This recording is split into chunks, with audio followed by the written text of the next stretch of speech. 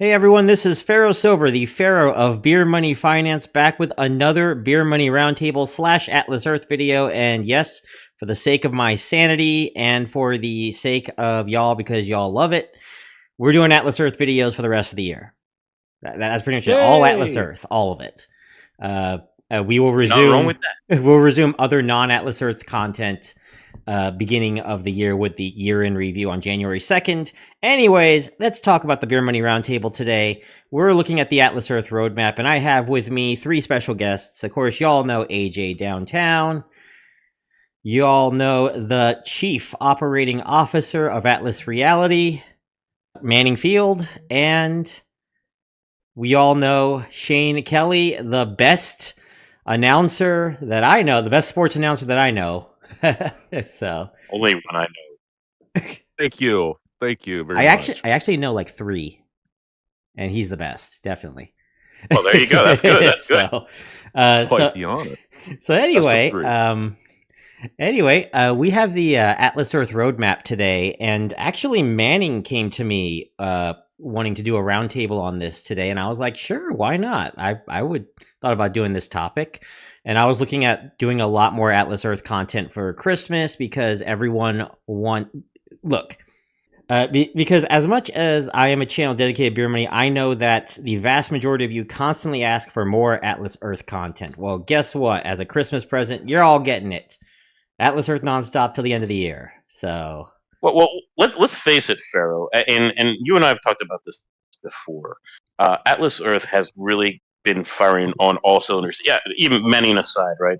They've been firing on all cylinders, especially this last year.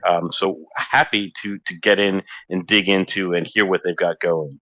Yeah, and well, I personally am glad to have Manning here too to talk about the roadmap and just going through. And here's the roadmap, by the way, everyone. There are 9 bullet points here that we can look at. We got a community feed. We got a landmarks and auctions. What do you want to start with? Crypto redemption? Customization? Let's start with the top and go down. We'll start with the community feed. So this one is the one that I had the least understanding, like in full about, like the least, the most. It's probably the most abstract. Maybe you can kind of explain to us, Manning, what you're looking at with the community feed. Yeah, and I'll go into, I would say, at the 30,000 foot level, because I don't want to step on the feature and us rolling it out as well. But as we pay attention to what's going on in the community, and as you heard from Sami and Derek in the podcast, if you listened to that last week, we really watch all of the behavior both in the game itself and then around the game and the conversations that people have around the game. And you look at whether what happens in our Discord or what happens in our official subreddit, there's a lot of content around, advice, strategies, celebration of milestones. Hey, I hit the jackpot today and the wheel spin. What should I do about this? That social interaction is something that we think belongs in the game in a way that's like very, kind of specific to how Atlas Earth operates. And so what we're going to create is this notion of a feed that would have either video and or static images.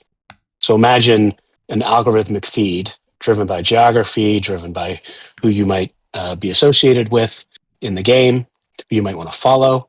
But imagine, Tasty doing a bunch of content, because he's a big content producer, and actually giving advice, giving reviews, having people talk about, hey, I just got this great, Jamba Juice, and I just got 3x points, or, just all of the different interactions that we see around the game. We're going to bring it into the game. And just to use it as a way in which to kind of give people more to do and more to learn from, and not have, if you look at the percentage of our active players on a daily basis who actually are active in Reddit on a daily basis or active in Discord on a daily basis, is basis points of the total DAU. And so we think there's lots of valuable information and other ideas. I'm not going to kind of reveal what those might be, but very much in the spirit of what it is that we do around the core game idea of acquiring AB earning AB, turning that into virtual rent, and then using virtual rent to kind of build a bit of a balance.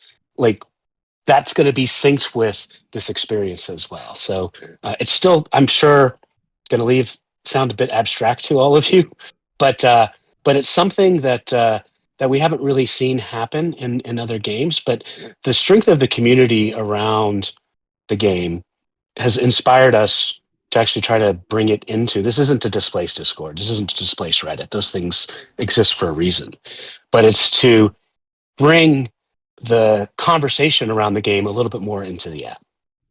It kind of reminds me a little bit, AJ. This kind of reminds me a little bit of Benjamin in a way. You know how Benjamin has the same kind of social, like they try to post up like what your achievements are and all that.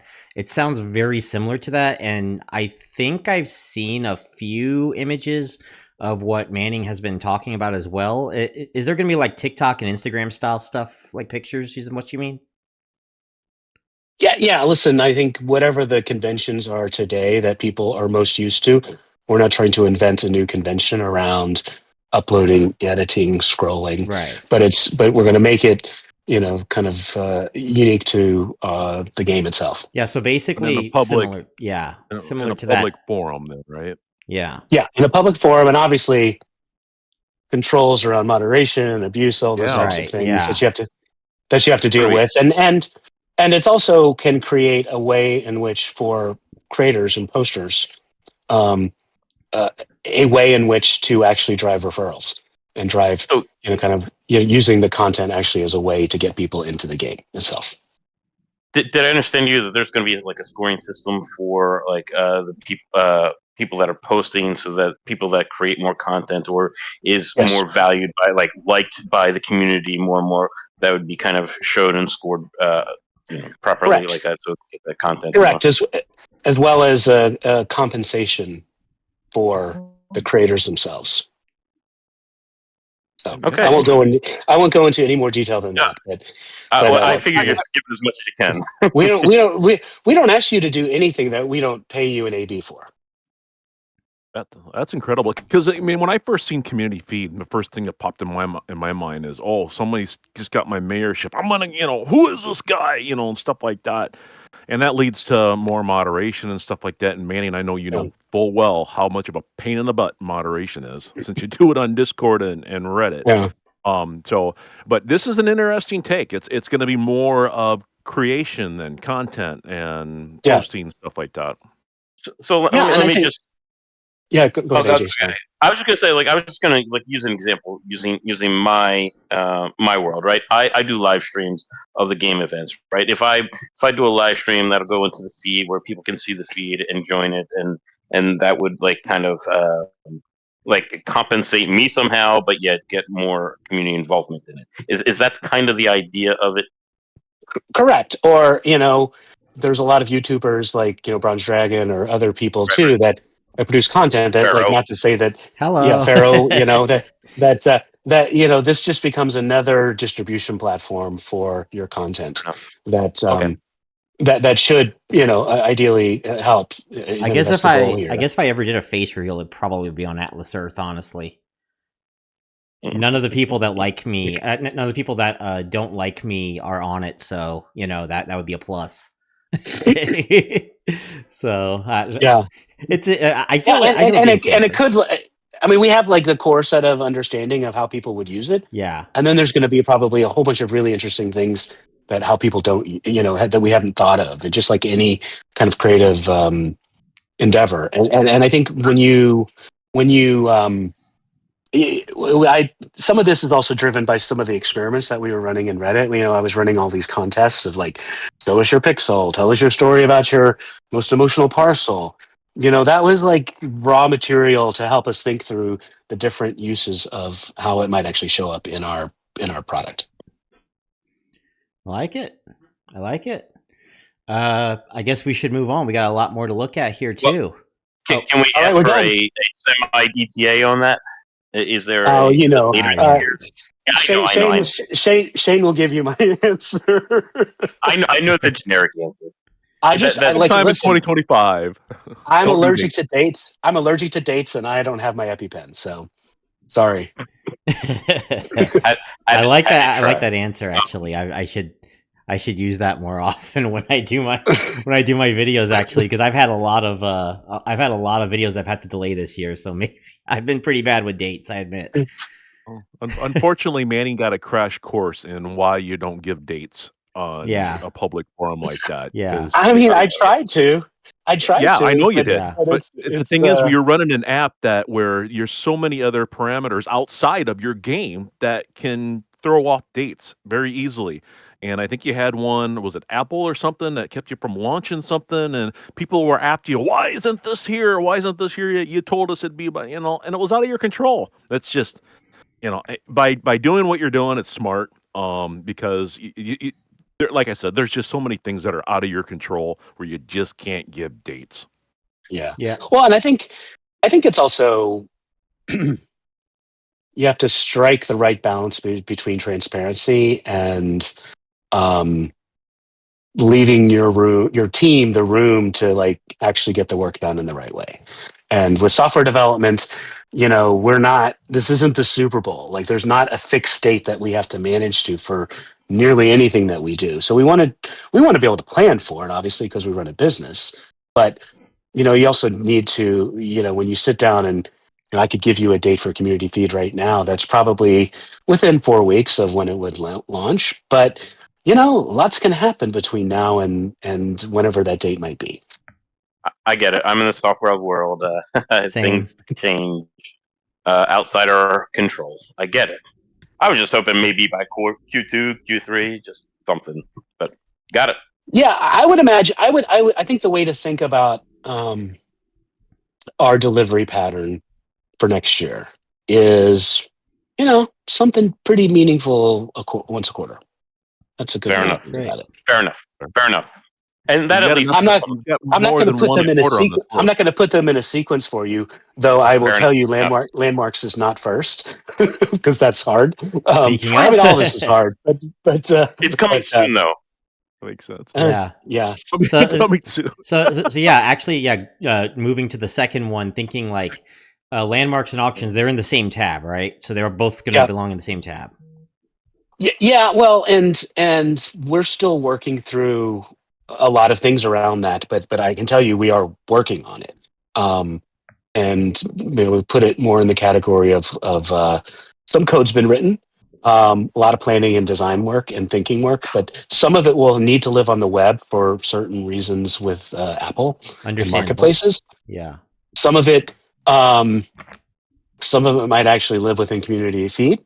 Some of it might. So we're still sorting through what the optimal kind of UX is, but some of the things around how you get to the auction are going to be driven mostly on the web, and so because the idea of bidding on the White House, right? Though it's in AJ's backyard.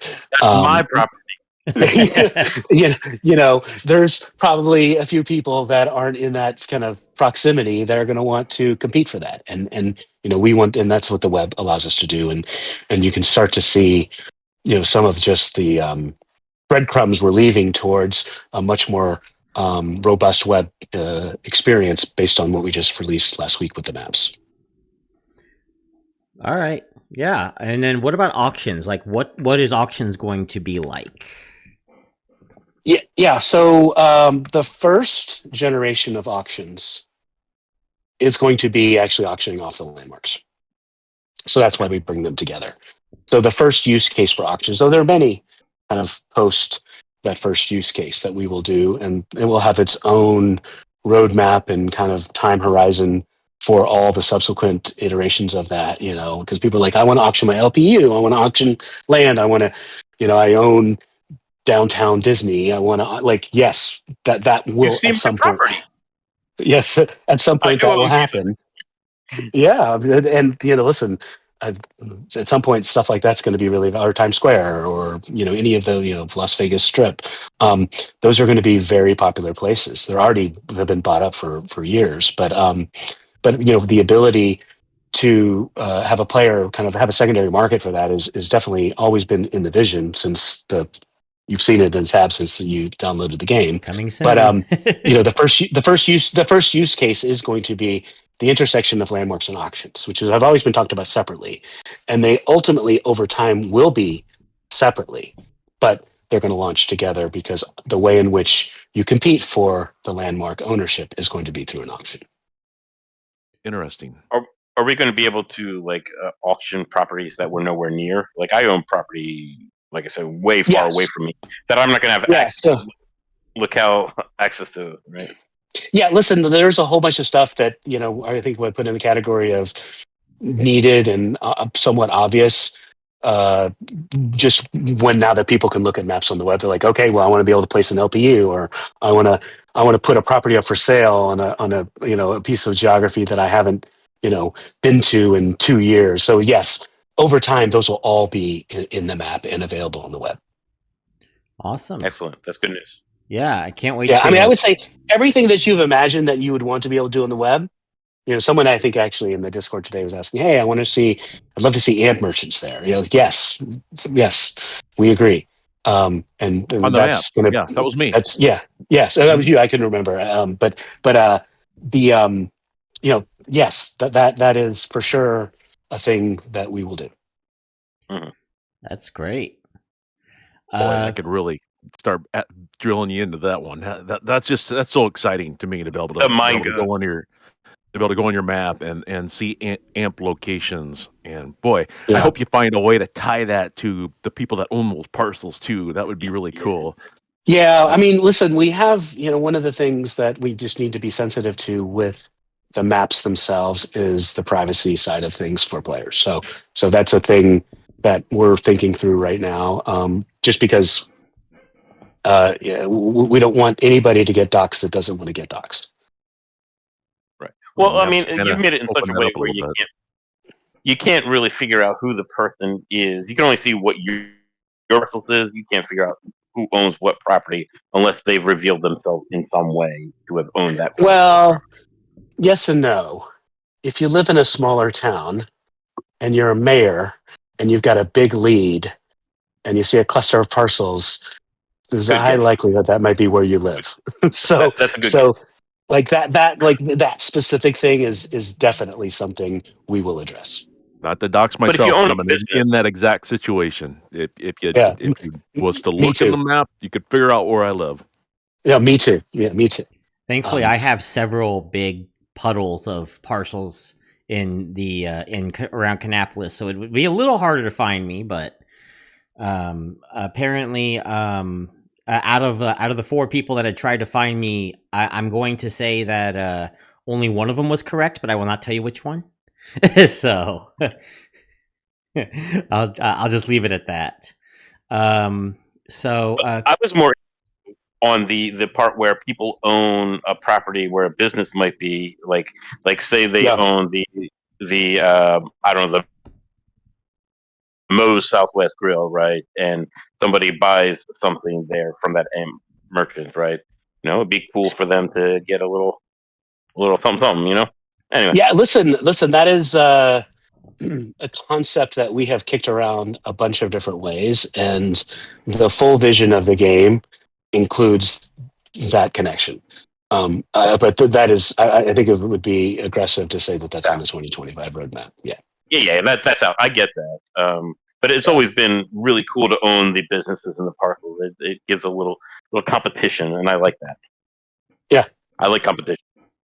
And Atlas Earth does too. Yeah, we do. We are pro competition, pro capitalism. Well, you're going to have plenty of competition come March. I'll just leave it. I'll just say that. Okay, so moving on to crypto redemption. So I know a lot of people have been asking for crypto and Atlas Earth, crypto this, crypto that. Originally, they wanted Atlas Earth to have their own Web3 crypto token. We've talked about that in your first interview, Manning. That's obviously not happening. But yes, what cryptos would be available for this redemption? Yeah, I mean, I would say the non-meme coins. So the established So I can't get coins. the Hawk 2 coin, basically. Yeah. Listen, though we don't have a fiduciary responsibility Yeah. here, we have an ethical responsibility, and crypto is a great way in which players can either redeem and maybe even do some other things that maybe later down the road we'll reveal, but it's not necessarily such a speculative instrument that we would want people to be a part of, like meme coins, and our partners who are going to help us with that are also very much aligned with that, because we think about this in a regulatory sensible way, and that's not looking backwards, that's looking forwards with the new regime coming in, and the way that people are thinking about crypto regulation. So we are pro doing this the right way, and we think our players are going to love this. I actually do have a Does question. launching in other? Oh, sorry. No, I actually did have a I question was regarding like the cryptos available and stuff, because I was just very curious about one thing. I know that means when he means non-meme coins, that means Bitcoin and Ethereum will be available. What have they For said sure. about what have they said about Solana, Litecoin, and Dogecoin? So those are I think of the like Bitcoin, Ethereum are tier 1. Those would probably be tier 2. Maybe Ripple, maybe not Ripple. I don't know. Yeah, I'm gonna not get specific beyond Ethereum and Bitcoin, Okay. and that doesn't mean we won't have more than that. But I'm just not gonna at this point in time, until we get closer to implementation and the kind of the rollout, then we'll speak specifically to those. Gotcha. Okay, sorry, AJ. No. I was just going to ask how, yeah, as you're launching throughout the world now, how is that affecting your strategy on like how you're going to offer crypto? Because each country has like these wide varying rules on how it handles it. Even different states in the U.S. Vary it very differently. Yeah, I think a combination of. I mean, we have a partner that is that will be the regulated entity, and they have all the proper MTLs, if you know what that means, and all the proper cross-border requirements. They operate in over 90 countries, and so we will adhere to whatever local regulation they have there, as well as examining the role of things like stablecoins can play in those cross-border transactions as well. Fair enough. Understood. All right. Anything, Shane, regarding crypto? You're talking about being able to redeem money into crypto. I'm just buying Atlas bucks, man. I'm just gonna keep redeeming 40-to-1 promo. That's my thing. Crypto, Yeah. what's that? I'm probably going to keep. I mean, redeeming listen, I I'm think- probably going to keep redeeming to fiat myself, but that's just me. I need the money. Yeah, and listen, everyone's got a different kind of flavor of how they want to do that, and our goal is to have as many valuable options for a player when they're ready to redeem virtual rents. If you want to put it back into our currency, cool. Obviously, we've got our big event coming at the end of this month where a bunch of people will do that. But if crypto is where you want to kind of redeem out to, like our job is to make that as efficient and as effective for you as possible, and go back to the community and back to what we see people do with things, or even in the Beer Money kind of server, we see lots of people redeeming Atlas bucks out and putting it into crypto wallets. Like we hear about that all the time. And the other way, we hear about like people taking kind of cash out of crypto or earnings or gains out of crypto and putting it into the game. So, the adjacency that community has to our community is actually pretty high. And the overlap is actually higher than you think too. And so for us, this just seems like a very natural fit, and likely there's going to be more things that we do in that space beyond just redemption. I remember having conversations with Bo back in the day about that, talking about the future of crypto inside Atlas Earth, and I'd imagine his strategy, or entirely the entire game strategy, has differed now that we've got a wider base now, and more people are interested in more different things now. Yeah, and the global nature of the game, which is a big change for us in 2024, really is something that changes the way that you think about that as well. Well, I have to give props though to you and Sammy regarding the kind of the direction that Atlas Earth took towards turning it into sort of, adding the reward offer walls, adding the surveys, adding the arcade and stuff like that. I thought that if you guys had done that Atlas Earth would stay as stable as can be. You guys are doing great with it. I actually liked it. So I did want to leave that note there as well, that I'm really happy with what I've been seeing this last year, especially. It's definitely increased my confidence in the game. So, well, thank you. We've one of the things that I would say the single biggest driver of the progress that you've just noted is we've gotten kind of our execution chops to a place that makes it highly predictable and gives us confidence in delivery, and we're able to we launch a country a month now essentially, and that is a process that runs very, very smoothly for us. And we just spent 4 months building challenges, and I know there's lots of debate on how fun that is, but that was a big feature for us, and it unlocked a bunch of things. And we've got obviously the roadmap we're talking about now that's going to continue to go. But we wouldn't be communicating 9 things on a roadmap if we wouldn't have had the year that we had around our confidence in execution. Yeah, absolutely. And number 4 on that actually is customization. So Parcel avatar customization, let's just go through this one briefly. What are we looking at for this one with Parcel? I'm assuming beyond LPUs, right? Yeah. I mean, LPUs it was a first go at that. And for us, the ability both to customize kind of your avatar and a bunch of these things players have been asking for since I think probably the day the game launched is, certain, customizing even the dance or there's going to be fun stuff that we will make available. And, we've got this inventory tab, right? So those customizations will be available and they will be for sale. And there might be even ways in which you can do some things yourself to your own property that potentially could also be something that you sell later. So like the ability for kind of creators to customize their own stuff as well as create an own marketplace for themselves is where we're going. And right now the customizations are pretty limited in the game itself, and we recognize that. But everything has been built in a way that's kind of platform oriented and done in a sequence that we think makes sense. The LPU was the first sequence, a very small step forward in customization, but you'll see a lot more there next year. And you'll see that intersect into things like landmarks and the way that those get designed as well. Interesting.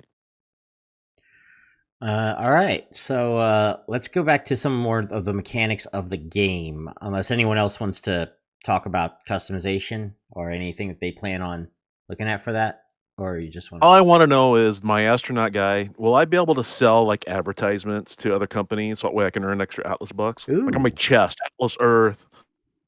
On your so like when you're playing a mini game? Like what do you mean? Say no, more. my astronaut guy, man. I want to walk around and be able to advertise. Sell my chest. Atlas. Do you want to buy around here? I don't. I don't know. McDonald's logo, 50 Atlas bucks. That's a good answer. I don't know. As you know, billboard on my property that advertises the local AMP. Maybe. Listen, we are monetization friendly, so. All right, so with the fifth and sixth, probably the ones that everyone's been talking about or looking at the most, badges and boost levels. So what are we looking at with, like, I'm assuming more of them. So what are we looking at with this adjustment with the badges and the boost levels? This one was a surprise. You've been shutting this down for a long time. Yeah. Well, some things you have to shut down. Some things you have to shut. You have to, keep the Jack in the Box like shut before it pops out. You got listen, No, I mean, listen, there's two things going on here. Number one, challenges are driving more badge activity, and all mayors and governors and presidents are super happy with that. Um, but we also, and though the number of people at the 25% level, 101 badges, I should get there over this break, by the way, but I'm not there yet. I'm at 91 right now. But it's still, still under 1% of all total players. So it's a small number. But we're going to do some things. You've started to see us do things with badges now that are not location based. So we have challenges, right? You get a challenge badge for completing the free tier. And I'm not gonna say too much more here, but you're gonna see some non-location based badges that will allow you to add things to your passport that are not location based. That so the likelihood that more people are going to be above 101 is much, much higher. And we recognize the need to have an incentive to continue to acquire badges. And so we're going to go north of the 25% tier. What that looks like, how many it is, we're not going to say right now. But if you're not interested in going over 101 because you're not going to get paid for it, those days will change next year. I think that's Good great info. because I'm doing the challenges, and you know how much I love the new challenge feature that you guys have implemented. But this has changed my behavior a little bit because I'm at a point where Parcels, where using that strategy that I know you guys don't endorse, but I'm supposed to get up to 101 badges, based on where I'm at with Parcels. I've stopped because I'm like, I got to save some room here or when these challenges come up. So that way I can keep being able to do those missions and get the points for that and at the end of the day, get more Atlas bucks. But now that you've said that, okay, we're going to go past the 101, now I'm like, okay, I got to start buying badges again, because you're going to get past that 101 and hopefully maybe even you guys will consider even going past the 30% and maybe find other ways to award besides, extra money, because I know you've always said you're the protector of our rent money. And you guys, you're looking for sustainability, and you want to be able to keep this game going for a long time.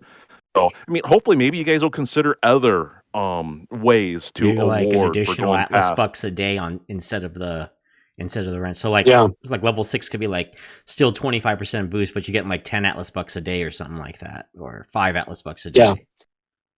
Yeah, I mean, I think you're right, Pharaoh. Like, there's a bunch of different ways to do this. I think.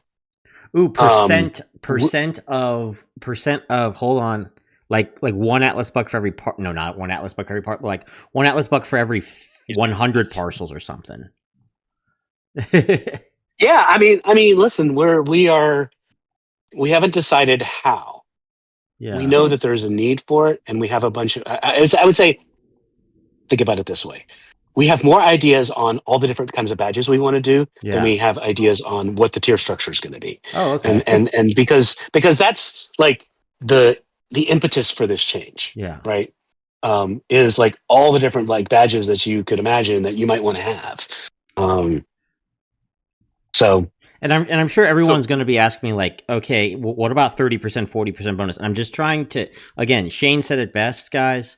It's also more about the sustainability of the company as well. We want to make sure they stay sustainable so that way we continue to make more money on this channel. We want to do that with all companies, not just Atlas Reality, but especially Atlas Reality, because that's what like half of you are here for. So yeah. Listen, badges are good. Badges are, almost all. Badges are 90% margin, right? So, So with badges, right? You have them called passports. We going to change the name of that now because it's not really passport oriented anymore? They are badges. Passports tell me it's the location. To be honest, it's a good question. I don't know. the badge. Yeah, I don't know. Well, I will tell you that it has changed my behavior of the challenges, right? I was tentative to go over 101. I had 101. I've had 101 for over a year now, right? And I was like, never again. I bought my 101. I'm done. But the challengers came along and I'm like, oh, fine, I'll buy one. I buy another. The first set of challenges required a whole bunch of badge buying. So like I had to go over buy a bunch. But Now that you said it, I feel less tentative about that. I'm gonna go do all that and complete my challenges. Not have a problem with it. It's like good. me breaking tier with buying one parcel just so I could see what the next challenge was. You know? Yeah. Well, see, my badge, right now, because you guys know I play too, and I'm constrained by geography. I have, I went down to San Diego for a thing last weekend, so I bought a bunch of badges down there because I didn't have them. And the math doesn't say I should do that, but I don't really care about that. But I knew I was like, shit, I'm going to be in San Diego, so let me just pick up a couple of badges, and I was able to see Chase Bank, who's the California.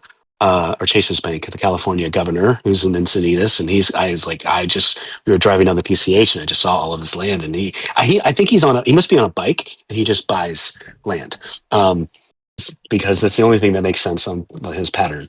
Um, but uh, but yeah, so yeah, badges are going to be, an expanding part of the game. People seem to like them, and we're excited to kind of. I'm trying to be incredibly vague, but I'm being a little bit vague. But what unlocked with challenges was outside of the early adopter badge that I think That's AJ you awesome. probably have.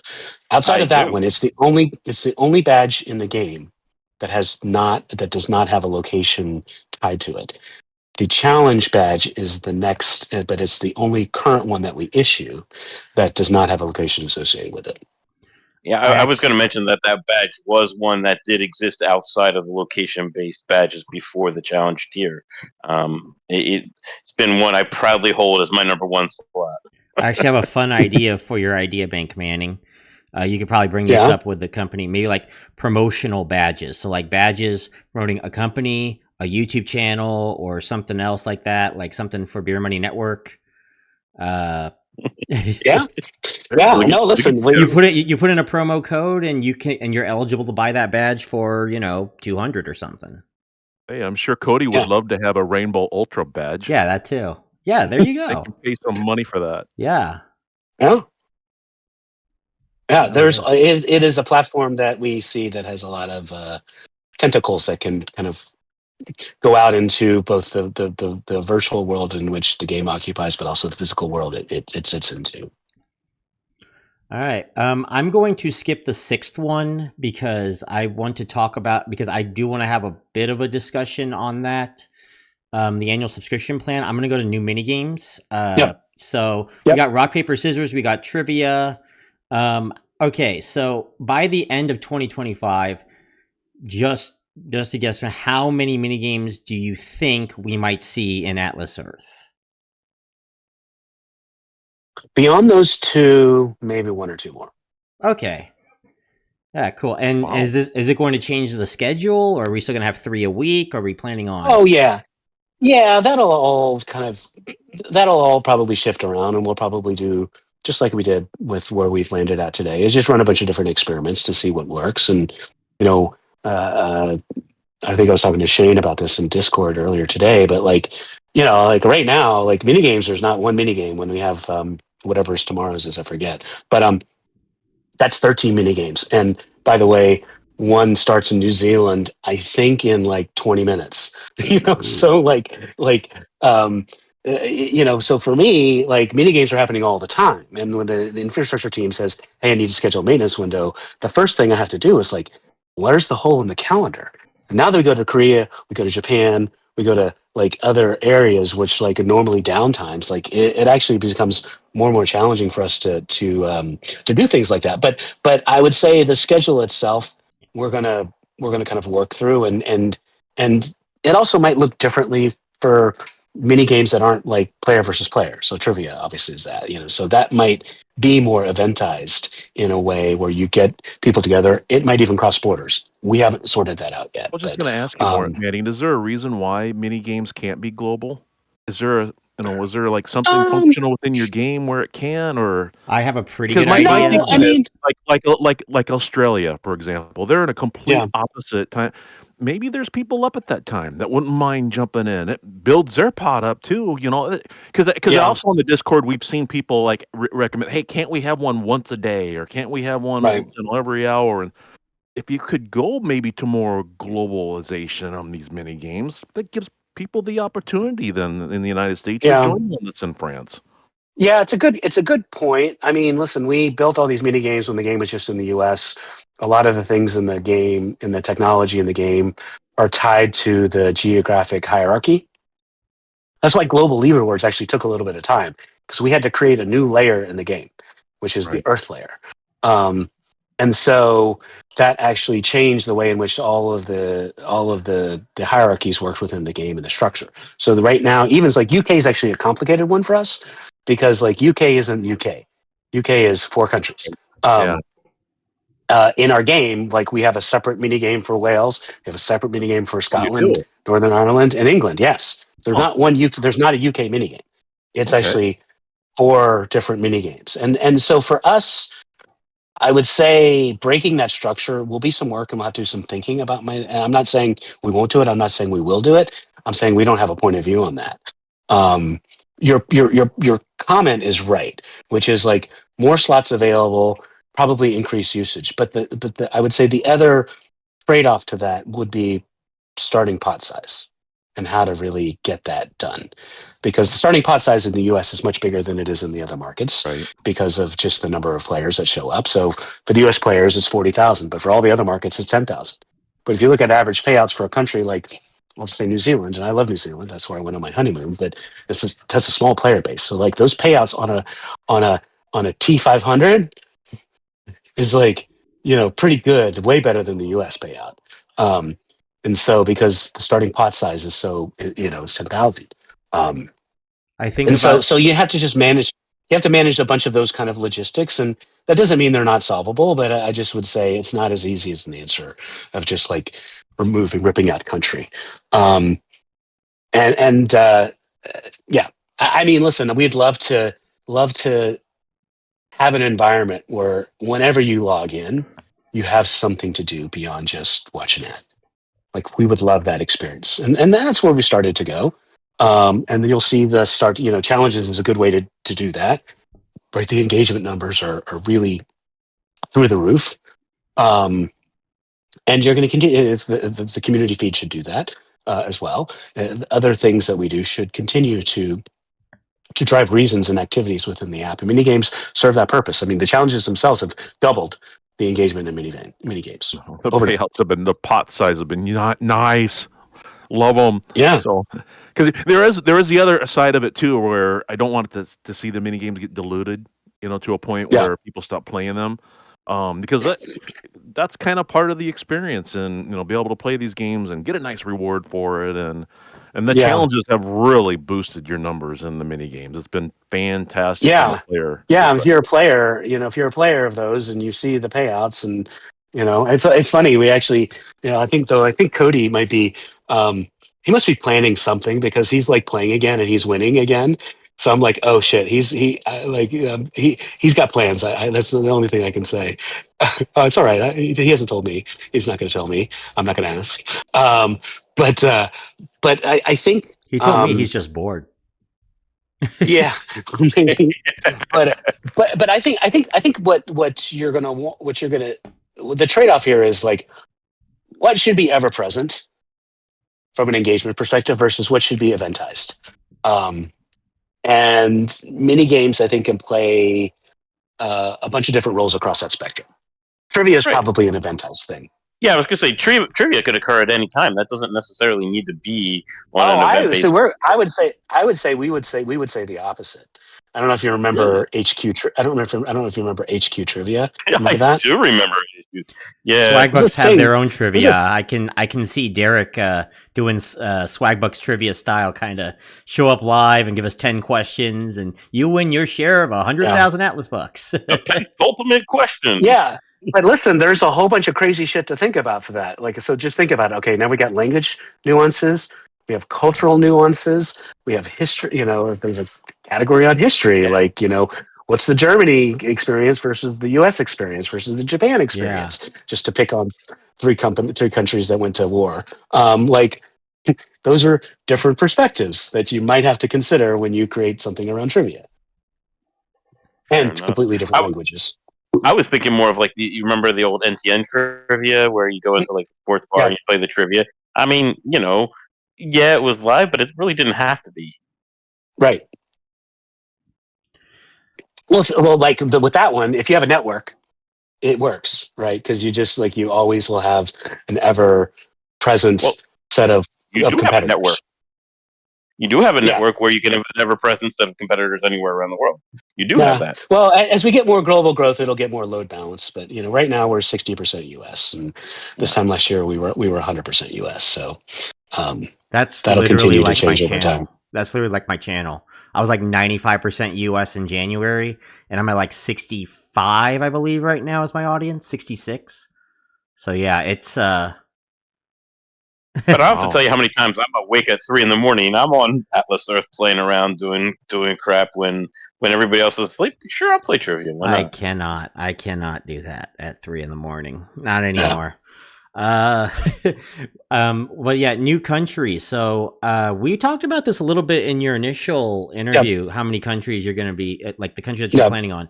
So basically, we're looking at 12 countries next year, right? Yeah, I mean, we might do more. For us, like we just, I think as I said earlier, we have this like cadence and rhythm of Right. like, so there's a sequence of events that need to take place. You have to build a map, you have to load it into the system, you have to generate all the data, you have to then test it all, you have to draw the boundaries, you have to decide the hierarchy, you have to do all these things, and then you have to localize the language. So there's a sequence of events that right now we have a playbook that we've successfully executed on a bunch of different times in a row, and we're well underway in Japan right now and ready for something in January. And so, yeah, so that's 12. Just like there's no magic to that number other than there's 12 months next year. And the sequence in which I shared last time we talked is kind of going to be the same. We're going to go, take care of South America a little bit, and then we're going to go back to the Nordic countries, and then we're going to go to Europe a little bit, and we're going to do a few more things in Asia, and that's probably the year. All right. Has there been any That's still a busy year. surprises, Manning, to any of the countries that you released so far? I mean, was it more like popular in a certain country that you were like surprised to see, or He mentioned Germany was pretty popular. I remember that. Yeah, I mean, I would say we've been, we talk to like a lot of our partners who have work with many different kinds of game publishers, and so our Playtime, our arcade partner, they're actually a German company, and they work with all of the major kind of game publishers globally. And they're like, "Oh, you can't make Mexico work. Oh, you can't do this." And like, man, we've made it work. I mean, I would say the most challenging country has been Ireland, actually, to be honest. That's a hard one. I don't know. Just something about Ireland has been very hard for us. But South Africa has been done way better than we thought it would. The ad CPMS have kind of arrived. Everything starts off. You have this phenomenon with any game where your first month's kind of customer base is what they call the golden cohort. It looks fantastic, but like when you get to steady state, kind of more stable, like what growth looks like on a run rate basis, it doesn't look like the golden cohort. So, um, I would say, so things like ad CPMs and the golden cohort look amazing. And then you're like, well, maybe we don't do one AB. Maybe we rethink the boost tables, but they normalize out, and they've actually ended up exactly where we thought they would. So we've made the right decisions around game sustainability for the boost tables. And I know that's sometimes frustrating for international players, but we have to think about the sustainability of the game. And, that is driven by the way in which the market values that, not Atlas, but the market values what an ad impression is worth in that country. And we don't really have much influence over that. So for us, like, I think that the Mexico was probably the biggest surprise for us about how good it's been. Oh, Mexico. Really? Okay. No, I've Yeah, heard so we it got a gives us lot of it people from Mexico in the network. A lot. Oh, Yeah. I've had like some players share with me like Google Sheets and like their own. You probably know these people too, but like um, that are kind of like little communities within. And this exists all over the game. This is why we think community feed is a great way to help people share and self organize within the game as well. But for us, yeah, Mexico it gives us a lot of interest in how Brazil is going to do. because Brazil is not known as a market that's like really great for game monetization. And so Mexico had that same reputation. So if we can kind of repeat anything remotely close to the performance that we got from a business perspective in Brazil versus Mexico, it'll be a good start to the year. I was actually going to ask like the comparison of how Atlas Earth is doing in Mexico compared to because I felt like Mexico being a tier 3 advertising country, they got some pretty good rates for a tier 3 advertising country, and compare them to a tier 1 country like Korea that somehow did not have as good rates. So I'm wondering how it's doing in Korea in comparison, I guess. Well, Korea is like we're not officially launched in Korea. Okay. We have, with the map is enabled, expats or people who already have the game can buy parcels Right. in Korea, but we are not in the app stores in Korea, Okay. and we are not acquiring local customers yet.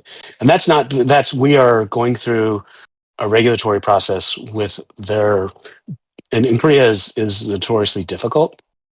So we're in paperwork hell. Yeah. But we hope to get that kind of resolved soon, so that we can launch in Korea. But yeah, the product is ready. The map is out there. People are buying parcels. So any of the data we get from Korea right now is not representative of what it is that we would expect. But yeah, I think when we went out and built the boost tables for Japan and Korea, which has the same boost table, we were actually surprised about the lower quality CPMs. Yeah, But, me too.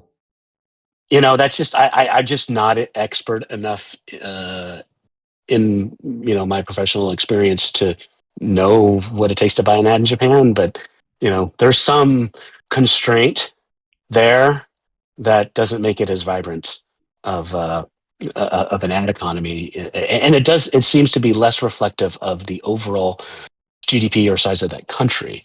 It just seems to be reflective of the vibrancy of that market and the effectiveness of that medium. Yeah, and the reason why I was actually curious about Japan and Korea in particular too is because like everyone would tell me like Japan's got to have as high advertising rates as the US. You would think like there's a baseball league there, the NPB, that they literally name their mascots the companies, or at least partially mascots the companies. So it's advertising's very vibrant in Japan, you'd think. So it came as a shock to me that you did your research and found out nope, not really.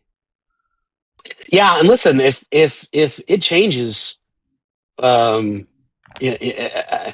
think our understanding of that market, and we'll obviously see it when we get real experience, is actually the in-app purchase side of it is very vital. The advertising side of it is just less. But every market has its own unique dynamic. But the other thing outside of the ads kind of CPM variances is what's remarkable about what we've learned through these countries that we've rolled out to is actually how consistent the behavioral patterns are. They're very consistent around adoption rates, engagement rates, and where people, lean in versus where people drop off. Like it's actually remarkably predictable and remarkably consistent, which gives us a lot of confidence as we go to other geographies. We're going to continue to try to look where our assumptions are wrong, because that's just part of being, a data-driven company, which we are. But we've consistently surprised on how consistent things are. All right, sorry guys, I was nerding out business style there, so just don't mind me. I like listening about this stuff.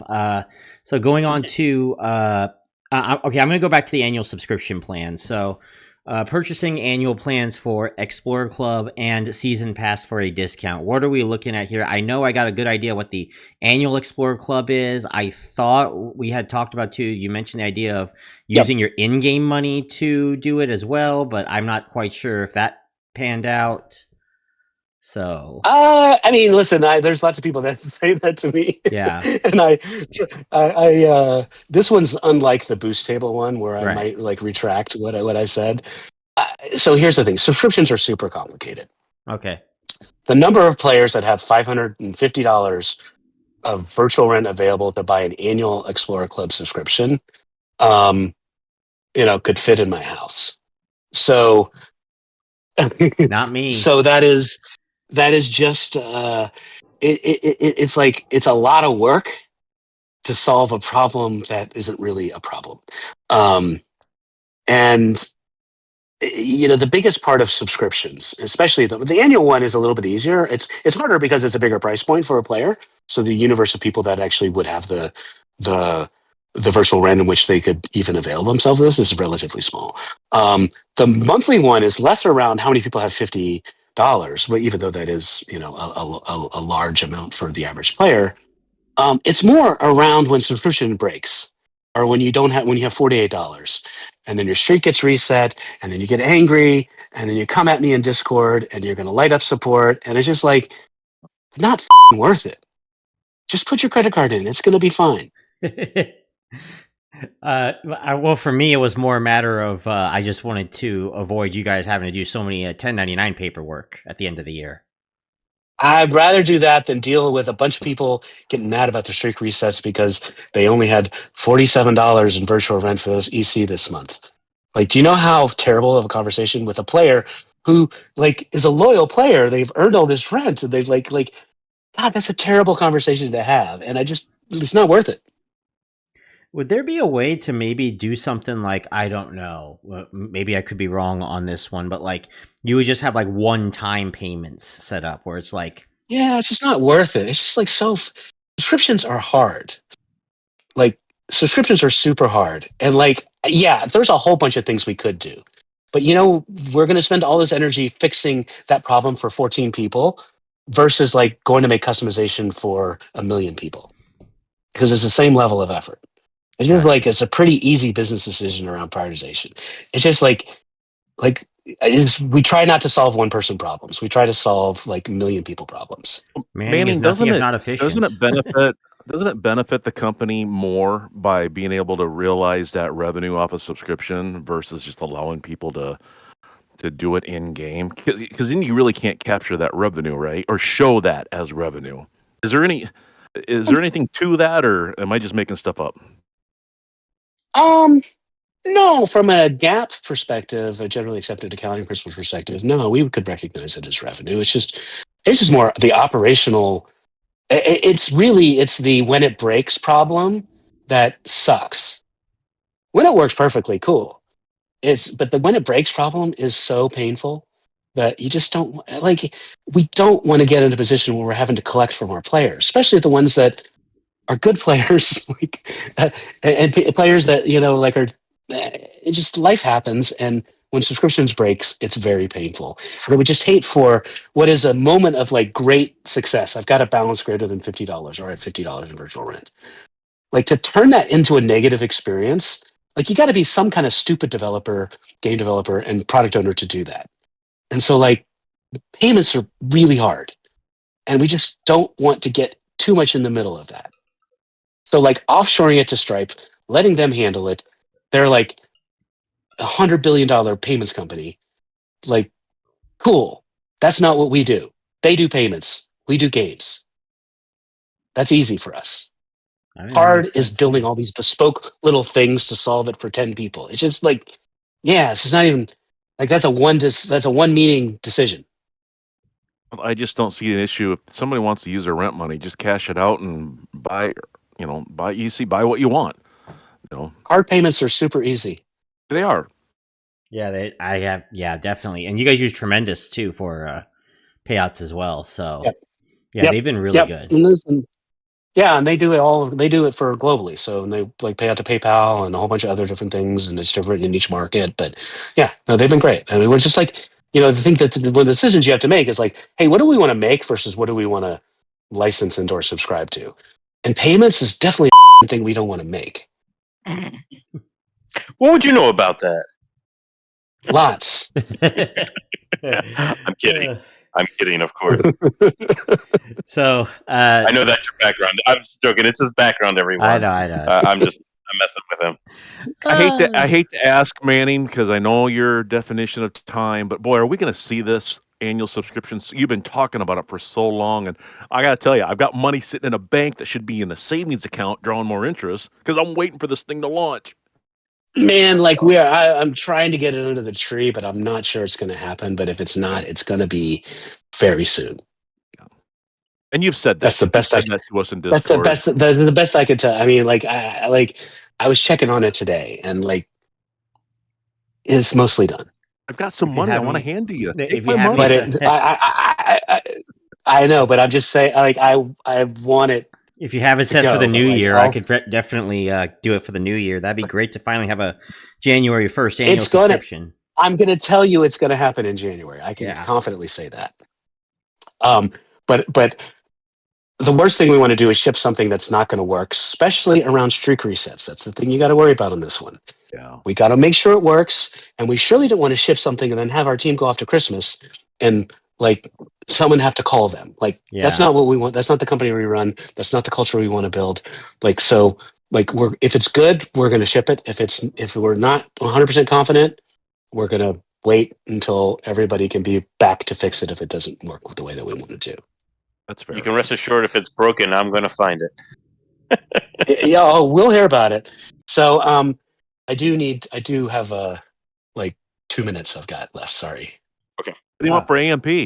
Yeah, so AMP, we got what merchants are we looking at for the AMP program? Yes. I'm not going to say specific. I'm not going to say specific merchants, but I'll say types: Okay. gas, grocery, Yes. convenience, more QSR or quick service restaurants. So think about them as more everyday types of options. Think about them with some level of national scale. That doesn't mean it's going to be there in every town, but we are trying to, obviously align this with usability for as many players as possible. This is US only. I know this bothers international players, but we're going to try to do some things internationally, but that is very complex work that we have dependencies on Visa and MasterCard for. All right. Yeah, the loss of Speedway and Burger King were huge hits to me. I love doing it for the Atlas Bucks. But I'm excited to hear things like that will be coming back. Not specifically those will be coming back. And throwing grocery, oh, you got me. You got me. Yeah. And we'll do more promotions. We've just been experimenting with those over the course of, we'll do more. And, but AMP is very important to us. And it's one of our key strategic priorities. And we made some big changes in the way in which we did it this year, including, offloading some partners that, though they were popular, were less revenue kind of, less revenue generating than you would think. And, we are very focused on the sustainability of the program and the relevancy of the offers available to any of our players.